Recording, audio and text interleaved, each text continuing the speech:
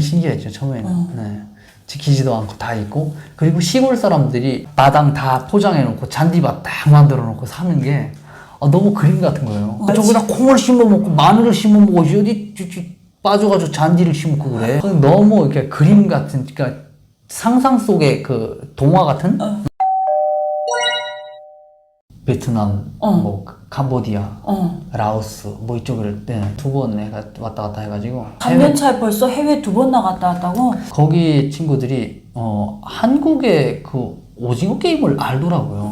우리 한류 파워가 대단하구나. 그 캄보디아가 상당히 북한하고 비슷해요, 상황이. 그 공산주의 체제에다가 물론 그 사람들이 쌀밥 먹고 좀 북한보다 잘 사는데 뭔가 분위기가 비슷해요. 그래서 북한 사람들도 적어도 이 사람들처럼 쌀밥은 좀 먹고 살았으면 좋겠다. 그때 이제 제가 그 외국 나갔다 올 때 같이 갔던 형이 그 형은 한국 이제 태어나서 쭉 자란 형이거든요.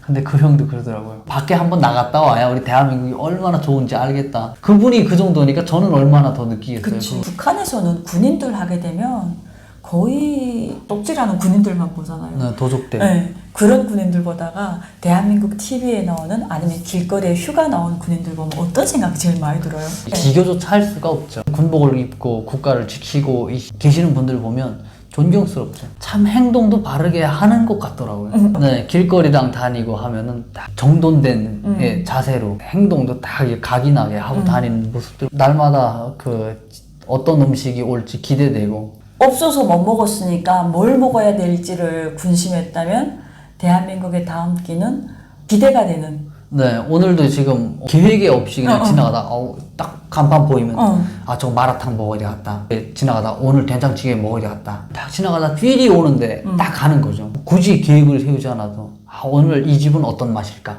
이러면서 들어가서 딱 먹고. 대한민국에서 휴대폰 딱 지었을 때 북한하고 휴대폰하고 다른 점이 있어요? 엄청 다르죠. 가격이 싼 게 200달러부터 시작을 해요. 200달러에서 한 뭐 거진 1000달러까지 가거든요. 200달러면 휴대폰 쓰는데 그러니까 접이식 전화 같은 거 있잖아요. 옛날 폴더폰. 네, 그러니까 번호 받기가 힘들어요. 번호. 전화기는 사는데 번호를 또 따로 받아야 돼요? 번호 값은 거진 다 동일하고 그리고 이 기계 값이 다 다른 거예요. 우리 대한민국 기계 값이 다 다르잖아요. 그것처럼. 그런데 뭐 기계는 대충 아무 거 써도 이 번호하고 전화를 할 수 있다는 거. 원래 북한이 인터넷이 안 되니까 전화만 되면 되거든요. 근데 또 돈 좀 있어가지고 뭐 한 500~600달러짜리 쓰면 인터넷이 안 되는 스마트폰. 네.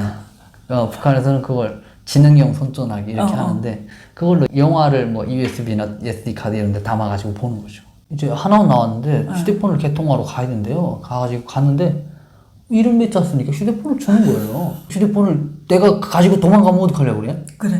휴대폰을 주더라고요. 주면서 뭐 달달이 한 몇만 원씩 내래요. 그래가지고 참 신기하다. 좋다 이거. 휴대폰이 공짜 생긴 느낌이었어요. 밤새 가서 휴대폰 인터넷 연결해보고 뭐 그냥 며칠 동안 그냥 휴대폰만 가지고 기능을 이제 자꾸 테스트 해보는 거죠. 어떻게 되는 거나. 북한 거하고 너무 다르니까. 카톡 있다는 것도 신기하고. 그러니까 SNS 뭐 이런 모든 소셜미디어 이게 다 신기하죠. 이거 처음 접해보는 거고. 한국 친구들하고 어디 놀러 가서 밥 먹으러 갔는데 그 지역에 처음 왔는데 뭐 돌아가면 다 알아요. 야, 너는 어떻게 이렇게 잘하냐? 인터넷으로 다 한대요. 근데 인터넷도 그게 검색을 잘 할 줄 알아야 딱딱 그 정보를 찾아내지 저같이 봉봉이는 못 찾아내거든요. 그 친구가 다 이제 알려주고 그럼 참 신기하다. 너는 진짜 너무 스마트하다. 북한의 20대랑 대한민국의 20대의 차이. 몇십 년 떨어진 시대의 사람. 네, 맞아요. 이게 요즘에 제가 와서 느끼는 건데 저도 이제 한국의 뭐 문화에 많이 이제 적응을 하다 보니까 그쵸. 그 친구들한테 모르면 적극적으로 물어보고 배우고 이러다 보니까 어느 정도 안단 말이에요. 그래서 옛날을 추억해보면 나는 엄청 압축된 세상을 살았더라고요. 우리 대한민국에서 한 5, 60대 된 그런 분들이 경험했던 그런 거를 저는 북한에서 경험했어요. 1970년대 대한민국과 북한의 오늘이 비슷비슷하니까요. 그런 것들을 전 지게도 져봤거든요. 지게 산에 나무하러도 다니고 완전히 조선시대잖아요. 그걸 다 해봤어요. 그걸 다 해보고 여기 왔는데 첨단 시대에서 사는 거예요. 그러니까 세월을 지금 20대인데 세월을 압축해가지고 대한민국에 20대 지게 적은 사람 나와 하면 누가 있겠어요? 없지. 그러니까 저는 이제 엄청 이제 압축해서 살은 거죠. 이 대한민국에 와서 정말 놀라운 사실 많이 발견해서 역사관 같은 거. 북한에 있을 때 그거 알았어요? 연평도 포격이 있은 거? 네. 저는 대부분 다 북한 짓이라고 생각했어요. 저는 6.25 전쟁도 이 북한이 남쪽으로 침략한 걸 알고 있었거든요. 전단지에 그게 내용이 있었어요. 전단지 그렇다고 집이 전단지를 가까이 있으니까. 전단지를 100% 믿을진 않지만 거기 설명을 해놨어요. 그렇게밖에 될 수 없는 이유를. 아니 세상 먼저 주먹으로 때리는 사람이 지가 넘어져가지고 서울을 뺏긴다. 이게 말이 안 되잖아요. 수령님이 위대해가지고 반격해가지고 서울을 3일에 했대. 얼마나 위대하면 주민들에게 쌀밥에 고기를 못 먹이겠어요. 그렇게 위대하면 그걸 좀 먹여보지. 그를 대가리가 돌대가리가 어떻게 전쟁을 해가지고 3일 만에 이건 말이 안 되잖아요. 전승절 저 미제 침략자들 이럴 때마다 그냥 아이고 지랄 똥 싸고 있네 그냥 이 속으로 그냥 그러죠. 네. 누구한테 말은 못하고. 연평도 포격은 뉴스에 나왔었어요? 나왔죠. 다 나와가지고 연평도 포격전 적들이 우리 수역에다가 포탄을 쏴가지고 반공화국 전쟁 책동에 매달리면서 우리 수역에다 포를 쏴가지고 쏘지 말라고 자꾸 말리는데 자꾸 쏴댔다. 그래서 우리가 본때를 보여줬다 이러거든요. 연평도 그 포격 조금 있었던 그 중대를 다 평양 변학시키고 엄청 그냥 아주 잘 싸웠다고 했어요. 잘 싸웠다고? 네, 잘 싸웠다고 정말. 야, 민간인 죽이고 군인 죽였는데. 북한은 지금 상당히 어려운 거를 도발을 일으켜가지고 적을 만들어서 사람들의 생각을 글로 돌려야 돼. 배고픈 사람들의 생각을. 그럼 강원도 인근에서 살았잖아요. 북한의 강원도하고 대한민국 강원도 와서 보니까 어때요? 강원도 지옥이죠, 북한은. 네, 근데 군인 많고. 우리 강원도는 이 힐링의 도시 전체가 휴양지 같은 강원도. 아주 그냥 이름만 들어도 다 아는 속초. 이게 얼마나 좋아요, 이게. 지나가면서 벽, 아파트. 그게 제 인상 깊지 않았어요. 저 벽가 어떻게 밭에 계속 저렇게 지키지도 않는데 계속 서 있을 것이며. 네네. 그 사과의 나무에 사과는 누구도 지키는 사람 없는데 왜 저기 계속 있을 것이며. 처음에는 신기했죠, 처음에는. 네. 지키지도 않고 다 있고. 그리고 시골 사람들이 마당 다 포장해놓고 잔디밭 딱 만들어놓고 사는 게 너무 그림 같은 거예요. 근데 저기다 콩을 심어 먹고 마늘을 심어 먹고 어디 빠져가지고 잔디를 심고 그래. 너무 이렇게 그림 같은, 그러니까 상상 속의 그 동화 같은? 네, 한국 노래잖아. 그림 같은 집을 짓고. 북한 농장원은 이렇죠. 예를 들어서 황해도면 쌀포장이거든요. 그 옛날에 떡 만드는 사람이 떡 먹는다는 그런 말이 있는데 그건 북한에 맞지 않는 말이에요. 쌀 농사 짓고 쌀을 못 먹어요, 그 사람들은. 쌀 농사 짓고 옥수수를 먹어요. 쌀이 비싸고 옥수수는 싸니까.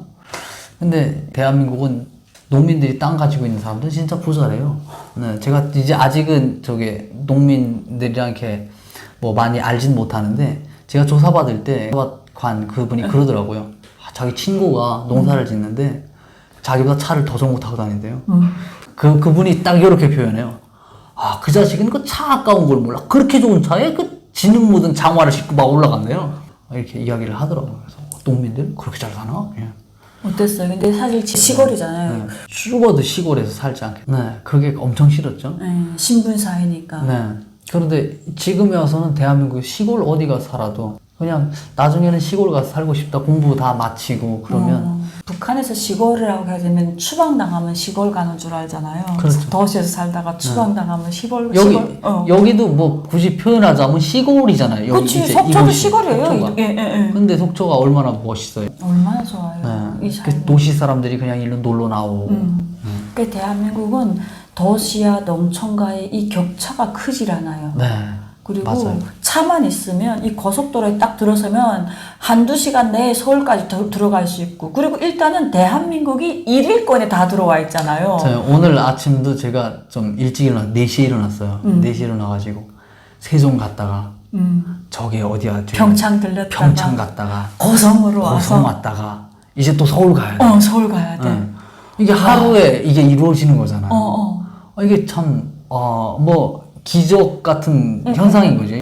나는 축지법 북한에서 배우지 않았는데 한국 오니까 이게 축지법 뭐 인프라가 좋아가지고 축지법 쓰게 되네요. 네. 저만큼 축지법을 김정은도 못 써요. 네. 도로가 있어야 그렇게 하지. 네, 맞아요. 지금 생각해보면 김정은보다 내가 축지법 쓰는 거죠. 무기가 좋아야 돼. 우리 한국은 무기가 좋아. 도로, 차, 북한 도로는 진짜 열악해요. 그 남북 정상회담 할 때 김정은이 문재인 대통령한테 그래요. 그러고 보니까 남북 정상회담 할 때 북한에 있었네? 네네. 어땠어 그때 북한 주민들? 북한 반응이?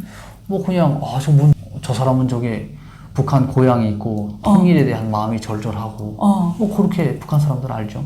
좀 이해 못 하실 수도 있는데 괜찮아. 솔직한 심정. 예, 북한에 이해 그 못 당시. 하실 수도 있어요. 근데 한국에서 이제 아이돌이나 와가지고 이제 막 이렇게 춤추잖아요. 북한 사람들 안 좋아해요. 문화를, 예술을 이해할 수가 없어. 그 이해하는 것도 어느 정도 그게 기본적인 뭐 예술의 감각이라든가 이게 있어야 그게 이해가 되거든요. 그러니까 문화에 전응아들이어서 그런 걸 본 적이 없거든. 그 카테고리가 달라요. 10만 명이 모여가지고 아리랑 공연을 펼치는데 그 아리랑 10만 명이 그 김일성 얼굴을 이게 종이 이거 딱딱 펼쳐가지고 만들어내는데 5명서 이게 춤추는 게 뭘 볼거리가 되겠어요. 그러니까 북한 사람들은 좀 이게 황당한 그런 분위기도 있고 음악을 들어도 그 멜로디를 이해를 못하고 예전에 7080 트로트 그거는 완전 신금 물리잖아. 그래서 그 옛날에 우리 가수들이 오게 되면 그렇게 인기 끌었잖아. 그래서 이번에 그 최진이 그 제2에게 또 부르는 그런 데는 이제 자극이 딱딱 되는데 젊은 세대가 부르는 K-팝 영어를 배웠어야 K-팝을 이해할 거 아니에요. 그걸 들을 수 있는 그게 마인드 자체가 안 돼 있는 거죠. 트로트는 우리가 들어도 신나잖아. 저는 지금도 트로트를 잘 들어요. 저도 트로트 좋아해요. 근데 트로트 발라드 이쪽에 듣는데 저하고 같이 이제 학교 다니는 동기들은 너는 이게 젊은 애가 이제 그 K-팝 이걸 잘 모르냐고 그러거든요. 근데 저도 아직 시간이 필요한가 봐요. 아직도 대한민국에 적응할 시간이 많이 필요한 사람이고. 문화 적응. 네. 근데 문재인 대통령 왔을 때 판문점에서인가 만났을 때 김정은이 그런 말을 해요. 대통령님 우리나라는 도로가 안 좋아가지고 올 때 그 비행기를 타고 오면 좋겠단 말입니다. 이런 말을 해요. 개성평양 고속도로가 있는데 거기는 내가 군복무해서 알지. 그거 북한에서 진짜 손꼽히는 도로거든요. 근데 그 도로도 안 좋은 거예요. 그러니까 그 정도로 대한민국에 이게 도로 하나만 놓고 봐도 우리가 얼마나 앞서 있는가를. 김정일이 그런 말을 했어요. 도로는 그 나라 문명의 척도이다. 대한민국에 와서 이제는 자가용을 끌고 전국을 휘저으면서 공부도 하면서 앞으로 희망이 뭐라고 했던가? 지금 제가 공부하는데 또 장학금 주시는 분들이 계셔요. 정말요? 네. 정말 멋있지 않니 대한민국은? 네, 참 진짜. 내 공부하는데 장학금을 줘요. 이게 상상도 할 수 없는 일이잖아요. 그래서 좀 지금 내가 공부해가지고 나도 어떤 사업을 하든 뭘 하든 장학금을 주는 정도. 나아가서는 더 발전해서는 그 장학재단을 하나 좀 만들어서 북한 사람들을 계몽시키고 민주화시킬 수 있는 그런 역량들을 키워내는 그런 사람들에게 좀 장학금을 좀 줘보고 싶다. 요 정도까지 생각하고 있어요. 역시. 그래서 봉사라는 것도 한다고 하지 않습니까? 사실 북한 사람들이 봉사라는 이 개념이 없거든요. 대한민국에 와서 탈북민이 봉사를 한다고 할 때는 정말 빠르게 정착하는 거거든요. 그래서 이 친구를 보면서 제가 또다시 배워